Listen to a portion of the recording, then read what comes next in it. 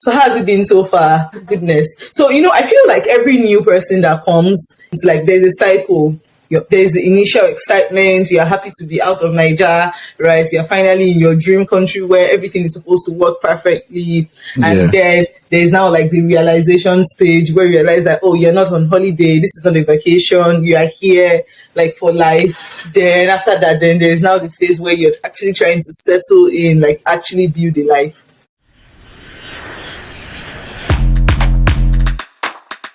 Have you ever wondered what it's like to leave behind every single thing you know and start a new life in a foreign country? From my experience, it can be a struggle.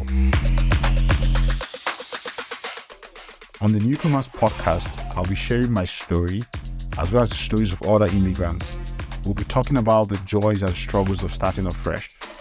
My name is Dozier and I'm looking forward to being your host. What's up, everyone? Welcome back to the Newcomers podcast. My name is Josiane Munam, and here we talk about, I interview immigrants like myself, and we just chat about what it feels like when you move from your home country to a new place and just start trying to settle in. Today, I have Fola with me. She's been here for like 4 months, so she's pretty fresh. Don't tell me you're shy. Like, it's okay to be fresh. Like, welcome to Canada, first of all. I should say that. Thank you. I don't even think it's up to 4 months because we came here the ending of 2022, December 13. So it's pretty much 2 months. Yeah, 3 months plus. Yeah, 3 months plus. Yeah. So how's it been so far? Like, how you enjoyed it? Okay. So initially, like when we got here, I was like excited. I mean, of course, finally. So fun fact, we started applying in 2019. Yeah. Or my husband started applying in 2019, right? And then we met ending of 2019, got married in 2020, and then he added me to his application. And that sort of like stalled the process. So ideally, he was supposed to have landed since 2020, but because we got married, So how has it been so far? Goodness. So, I feel like every new person that comes, it's like there's a cycle. There's the initial excitement. You're happy to be out of Naija, right? You're finally in your dream country where everything is supposed to work perfectly. And then there's now like the realization stage where you realize that, oh, you're not on holiday. This is not a vacation. You are here like for life. Then after that, then there's now the phase where you're actually trying to settle in, like actually build a life. I think I'm at that third stage now where we are trying to build the life. The excitement, seeing snow for the first time, all of that has passed. Yeah. I like what you say about when you realize you're not on vacation anymore. Because I feel like when you talk to a couple of people who haven't just left or who are planning to immigrate, like they don't really get that distinction between when you go on vacation is an entirely different thing. Exactly. When you go there to leave, like to leave, the mental shift is so different that, like, it was so shocking to me when we moved. Like, okay, I'm not going back. Like, there's no ticket. There's no ticket to go back. This is not some bubble that you're in where you get in and you get out. Like, you're getting out of that bubble again. So you have to you're in that bubble for life now, at least. So I feel like that dawned on me, and I almost got sad because I'm like, I'm not going home. It's not like this is now home, right? I'm not going to Lagos. And my husband's family members are here, but my family, everyone is in Nigeria. Do you get it? Yeah. So there was that, and I think it was on Christmas Day that it just like really dawned on me that this is not a holiday. Yeah, but we are here now. Yeah. So let's even go back a bit and just talk about that first night when you landed. I mean, you already said you're a bit excited. I just want to just dig into those feelings a bit. Like, how did it feel? Like, let's even do the night before you left Nigeria. And then the night when you now landed. So we left Nigeria a night after our annual camp meeting in church, reboot camp. So like we're already like really tired. We had just come like from the camp, right? And the camp was like a 3-day camp, so we're exhausted. And then we still had things in the house that we had not packed. So my mom came around, right? She wanted to spend some time with us before leaving. My husband's mom too was around. My friends too were around. Because like we have a really close-knit community in Lagos, right? Daniel Adeyemi, one of my friends, is an editor he used to work as a journalist at Tech About. Right, it was around. So everyone was like, the house was full. There was literally like we had boxes everywhere. So it was like, oh, great, this is finally happening. And so a part of me was like super excited that finally I'm going to enter plane. Of course, I'd been in a plane before, like when we went for our honeymoon. It was going to be my second experience like flying, and this time around I was flying out of the country, so it was exciting. But then it was also stressful, having to pack. Then I'd heard like horror stories about MM1, and I was just like, I wasn't looking forward to that part. Yes, I was looking forward to getting on the plane, probably like land, and then our flight was like really long. I know we have a toddler. I have a toddler. She was about 14 months when we traveled. So maybe I would have been more excited if I knew that I won't be dealing with a baby for 16 hours, right, on a flight. But yeah, I was still excited, but a part of me was still like I really just want to get this part over and just land. Yeah, so that was like the night before. Then the day after we landed, of course, we got here. I think that was when the reality started to dawn. First of all, we couldn't get out of the airport without wearing a jacket. It was so cold. It was so cold. Like, when they tell you, Canada is cold, and you're like, yeah, Canada is cold. And, we already got our jackets from here. My brother-in-law brought them to Nigeria. So we got like standard jackets, not from Yaba. Yeah. So we were sort of like protected, but it was so cold. And then we got an apartment immediately. So we just moved into our apartment. We were jet lagged. But so I remember the next morning we woke up and it was snowing. And I remember my husband and I, so we stay in a basement, right, for now. And I remember, and basement windows are like up. So I remember my husband and I like climbing, like tiptoeing, like to see, it's snowing, and we're just really excited.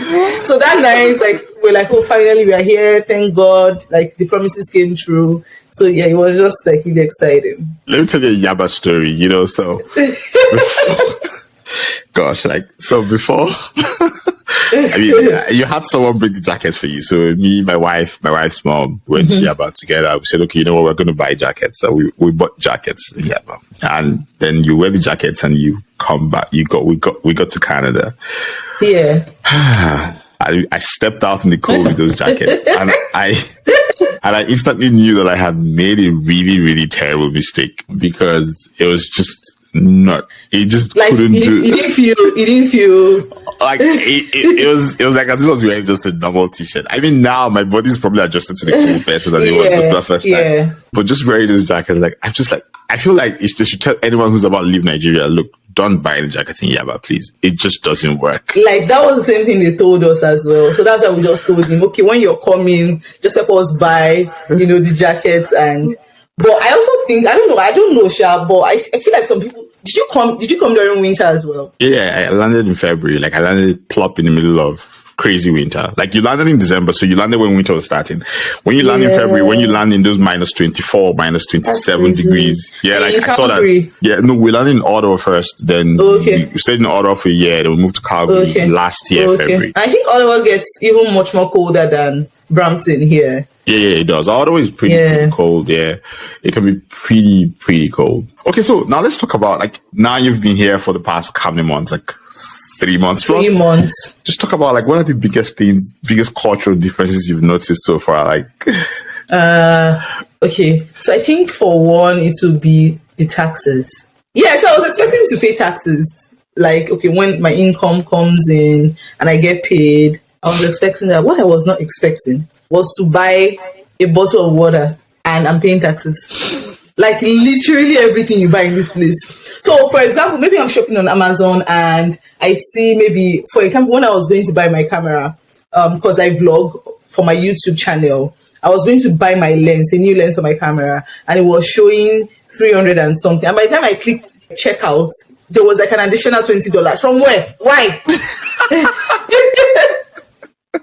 So the taxes and then the people as well. There was this other day we were at Tim Hortons and I was talking to someone and then someone just came up and then she saw my daughter and then she was like, oh, is that your daughter? Oh, she's so beautiful. And then she just started talking about her own children and about, oh, she's from Somalia. Do you know where Somalia is? And I'm like, okay, ma, I don't really know you like that. But yeah, I heard that Canadians are friendly. So I guess that's, part of them being friendly. And actually made a video. I made a whole video about the food and the culture shock when I went shop. I don't know if you've seen that video.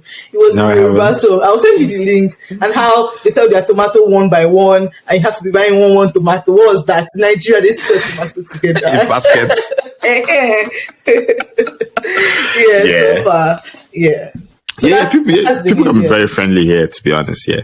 People can be really friendly here. Like, I think that's one thing. It's you quickly learn that when you have conversation with someone, you're probably going to hear a lot about them that if you back in Nigeria, you're not used to. You're just going to go back. Yeah. I just met you, and you're already telling about your whole family and everything. Your kid are like, I'm like, Nigerians are a lot more superstitious. I was tell you something. exactly. So that I think is one big change. A lot of people have to. Yeah. You have to just kind of unlearn. I think it's more like you unlearn X and you learn Y. That's the thing. And then the driving too. So, I mean, before we left Nigeria, my husband, had been driving for years, right? And he had to retake his driving test. And now when he's driving, so let's say this is the steering, right? And you have to look and then turn. And then turn. There was a video I saw on it on Instagram, driving in Canada. You get on the steering and then you turn. Then you turn, then you turn, checking for blind spots. Who drives like that? Yeah. Yeah, the driving is pretty different. I think it's just the way I look at it is countries are so different, and wherever you go to, you just start adjusting to that. And that's why we had to take driving lessons again just to get to used adjust to the system here. It's funny, Sha. Well, I mean, you're 4 months in. I feel like by the time you're 2 years in, you'll be like, oh yeah, that's how we live. Or you think you'll ever still be like, no, I'm going to hold on to Nigeria that much? I beg, no. I actually need to let go of my slangs, but I don't think so. I think even here, already we are beginning to settle in, and the system works, right? When you're in a place where the system, at least most of the time, right? The only beef I have is the healthcare. We had to wait hours to see a doctor when my daughter wasn't feeling well. That's my only beef so far. But being in a place where the system works, where there is a future, right, where we are sure our daughter will get access to quality education, where things are fair generally. We are walking on the streets or driving. You are young, but you're not expecting anybody to stop you and ask you for your ID or to submit your phone. So things like that, they are what makes me glad that we actually made the move. So let's talk a bit about parenting. You're smiling. Why are you smiling? I mean, just first of all, I think the first thing I always ask about when I say this is so how are you finding it? I mean, Nigeria compared to how it used to be in Nigeria and here now, especially because you have a little kid. Yeah, I do, and it was a lot. So I remember when we just came, and so back in Nigeria, my daughter had a nanny that was living with us. Then she had aunties that were living, my younger sisters that were living with us. Then some of my friends as well that used to come and visit. So I had a lot of support. So even though I was doing a lot of things, my brand influencing on my social media, content strategy for tech companies, I really didn't feel it as much because I had a lot of support. But moving here, and for a while it was just my husband and I, and we've always been hands-on with her, but it meant we had to be more hands-on with her. And I would say that it's a lot more intensive, right? And it's a lot more marriage draining in that sense. If you're not careful, you just find out that all of your energy is being poured on the baby, and you're not making time, between each other to, connect and build a healthy marriage. And that's something we had to walk through, and just to plan around it. Of course, she's our girl and she's not going anywhere. So just being intentional, okay, maybe she's gone to bed, and, probably we just catch a show together, of which we eventually end up sleeping. Of course, we are both tired, but at least we did, but things have gotten better since she started daycare. So now, I'm recording this. if she was at home, she'll probably be showing in this, podcast. On the video, yeah. Yeah, on the video, but she's at daycare. So that has like made a lot of things like way easier. Of course, weekends we still have her all to ourselves, but she's generally an easy baby. But even with that, like with the multiple things, especially because for me now, work is like expanding more, into a sort of like small business. I'm consulting now. Before I used to work in-house as a content marketer. I'm still looking to, if I find a suitable position, but now I'm more like consulting for different startups, like helping out with content strategy. So work is like a lot more for me. Then there is the brand influencing. Then there is the med to tech platform helping women get into no-code tech. So it's a lot.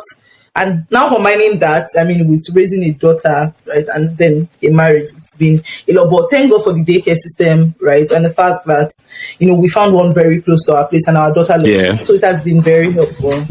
But it's different, definitely. I'm laughing. I'm just laughing at you because I'm laughing at myself too also because just moving here, that adjustment in Nigeria back where you have help, you have help, and that help means that you can do more sometimes. Yeah. So what's the biggest thing you miss about home? I miss my siblings a lot. Like I'm the first child and my brother is in Lagos, my sister is not, but they used to come around. If our last born, she gets like vacation from school, she comes to my house. Like they will just randomly pop in. I miss that. I miss seeing them. Right, I actually do miss them a lot, and then I miss the food. My goodness, I miss the food.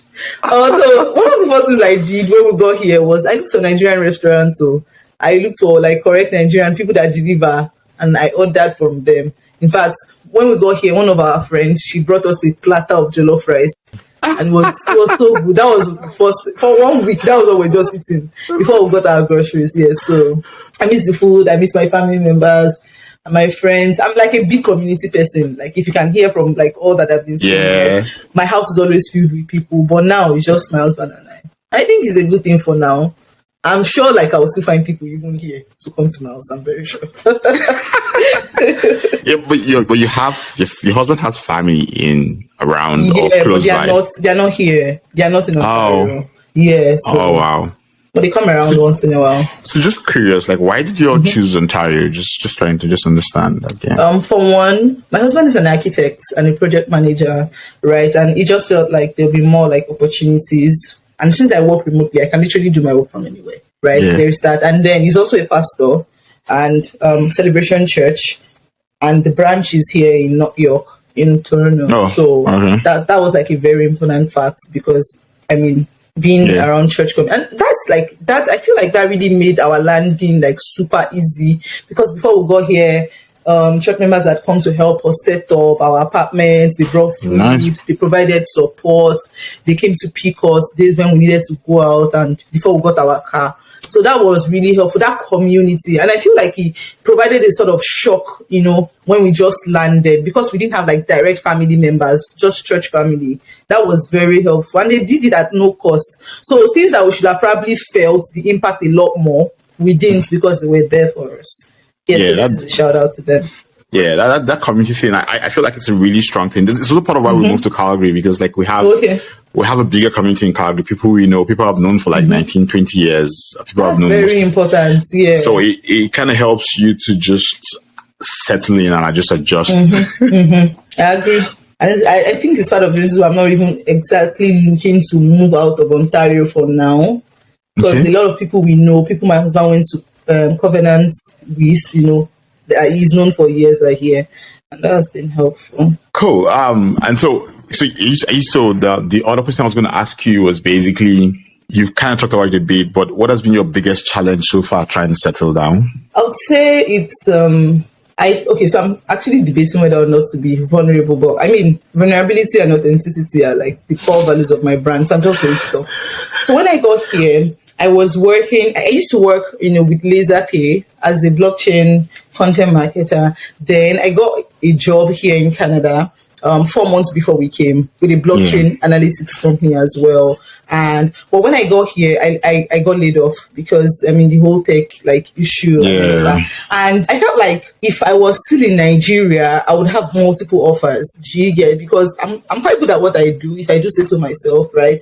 And there's a community of a tech community that I'm already a part of, right there. So coming here, being in a new place and getting laid off, even though of course I have other businesses that I consult for, but getting laid off a salaried role, that was very challenging for me, and it almost got me sad and just okay, did we do the right thing, moving and all of that? But yeah, I know that we did, and it was just really rough, at that particular point in time. Yeah, so that's been the greatest, challenge. Apart from parenting and all the stress of parenting, but getting laid off at that time was very challenging. Even though, it's their loss. That's how I find that job. I love your confidence. No, I know. It is. Yeah, I'm actually already interviewing for other roles. I've got past second stage interviews currently. Yeah, so, but it shook me. I will not lie, it shook me. Yeah, and thinking about the fact that you have to learn. Of course, I've been working with a Canadian company before I came here, but I'm now interacting a lot more with Canadian employers. What's the word now? The culture is different. The ecosystem is different. So just having to relearn that. I wonder, how did you do that? You're a content marketer like me. How did you make that move? Yeah, it's time for you to talk. Well, I feel like that's a comment. Well, I can share a bit about it, but that's a full length conversation. But I think one thing I did before I moved to Canada was I probably did over 20 to 30 informational interviews. Not interviews. Okay. I should probably call them chats, but information. Okay. I call them informational interviews, but it was basically just reaching out to folks that and saying, hey, I do X. I'm looking to move to Canada in the next couple of months. I just like to talk to you about what's going on in the industry, how I can adjust my skill set, the things I need to do, things I need to look out for. And that was pretty helpful, because what that helped me do was I ended up working in the States, but what that helped me do was it gave you confidence. It gave you kind of started to understand the system a bit more. You started getting the nuances. Yeah. The thing about interviewing is that interviewing is almost like a flow. You get into the flow and you kind of know your story, or know what you want to say or how you want to say it and what you want to sell. So doing that helped me clarify who I was and what I wanted, what the skills I had that would fit in with what was happening in the West. Okay. They're two different markets. So that was one thing I did. Yeah, I think one thing that helped, because I started working with the company I mentioned in August and we relocated in December, was I sort of worked with a couple of agencies, content marketing agencies. So that helped me get in the head space, right? The type of skills that they were looking for. That's when I put my portfolio together. That was when I learned about content briefs. And so I started learning that. So when I interviewed for that other job, and the layoff was because they were reducing the team size because of finance, actually. So it wasn't because of skill set or anything. But I just agree with you that talking to people before I even had interviews. You know what this thing they say about the A being silent in the EMEA? Yeah, it's true, because before I got that other job, I interviewed so much.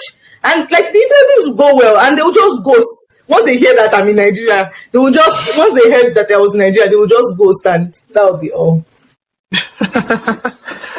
So the last question I'll probably have for you is, what's the one thing you would have done differently? Now that you're here, if you think about all the things you did before you came, what's the one thing you'd have done differently when you look at it with hindsight? I would have not brought as much Nigerian food with me, because it's here. I brought so much. I paid extra. What's the word? I paid extra for food. I paid over 300K for extra luggage, and I'm like, why? But by then I was already flustered. I just wanted to get out. We're already at the airport. He said our bags were overweight, so I would have brought a lot. And what else that I've done? I think I would have done that informational thing, even though I sort of did it, but not like you said. Probably built more relationships. And yeah, I think that's about it. Those two things. I won't have brought as much Nigerian food and palm oil and all the sorts. But it's still helpful. I mean, it's pretty expensive here. Yes, it's still here actually. Maybe I'm not okay, but maybe not as much. I will have brought some, but there are things I brought that, like pap, for example. I went to dry pap, and it's still here. And we brought it. You brought pap. Okay, you know I have a toddler, and at that point, that was the only thing she was eating. Oh, so my mom said, "Okay, I'm going to make it." It was my mother. I'm putting the blame on her for this one. No, so she made the pap. So she made the pap and dried it and packed it for us. Has she changed her feeding yet? Because I think my son had that thing where he was only taking golden morn in Nigeria. And when we came here, we shipped golden morn across. She didn't. Odozie, it's like you're reading my mind. Rere didn't take that pap for one day. She didn't take it. So I just have like bags of pap in my fridge, and like it was literally like we came the next day. I made her some pap, even her cereal, the one she would usually take. She has not been eating it. Now she wants to eat bread, and she wants to eat like anything we are eating is what she wants to eat. And then she likes butter, she likes cheese, and I'm like, girl, you're turning Canadian. What's that? Oh yeah, the kids are just way differently from us. That's the truth. Like we take longer. Yeah. They change. They change. Like it was too swift. So that pap has just been there. She has not been drinking it. Anybody needs pap, they can send me a message. Hey anyone who needs pap, who's listening in, Fola has some pap for you if you need pap. I do. And some cereal as well. All right. Thank you so much. This has been amazing. Thank you for being so authentic and vulnerable and just sharing how you felt. Sharing when you got laid off. Not everyone will be open to doing that on air. Thank you so much for joining us on the Newcomers podcast, Fola. Thank you for having me. All right, then. Have a great day. You too.